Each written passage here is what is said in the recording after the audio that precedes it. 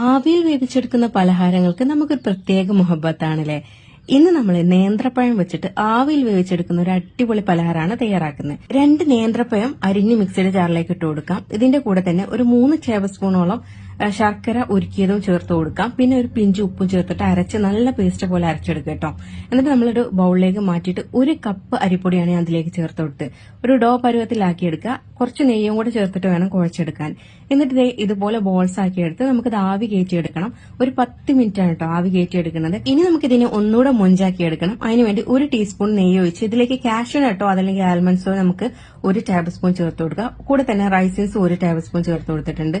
കറുത്തയും വെളുത്തയും ഉള്ള ഒരു 1/2 table spoon ചേർത്ത് കൊടുത്തിട്ടുണ്ട്. 2 കപ്പ് തേങ്ങ ചിരവിയതും ചേർത്ത് കൊടുക്കാം. ഒരു 1/2 ടീസ്പൂൺ ഏലക്കാപ്പൊടിയും ചേർത്തിട്ട് നന്നായിട്ടൊന്ന് ആദ്യം ഒന്ന് വറുത്തെടുക്കാം. തേങ്ങ നന്നായിട്ട് വറുത്തതിന് ശേഷം ഇതിലേക്ക് ഒരു 1/3 കപ്പ് ശർക്കര ഉരുക്കിയത് ചേർത്ത് കൊടുക്കാം. എന്നിട്ട് നമ്മൾ നേരത്തെ റെഡിയാക്കി വെച്ചിട്ടുണ്ടായിരുന്ന ആ ബോൾസ് ഉണ്ടല്ലോ അതും ഇതിലേക്ക് ചേർത്തിട്ട് നന്നായി യോജിപ്പിച്ചെടുക്കുക കേട്ടോ. വേണമെങ്കിൽ 1 ടേബിൾ സ്പൂൺ വെള്ളം ചേർത്ത് കൊടുക്കുക. കൂടെ തന്നെ ഒരു പിഞ്ച് ഉപ്പ് കൂടെ ചേർത്തിട്ട് നന്നായിട്ട് ഇളക്കി യോജിപ്പിച്ച് നമുക്കിത് വിളമ്പാവുന്നതാണ്. അടിപൊളി പലഹാരമല്ലേ, തയ്യാറാക്കി നോക്കുക. ഇഷ്ടപ്പെട്ടാൽ ഷെയർ ചെയ്യുക. Thanks for watching.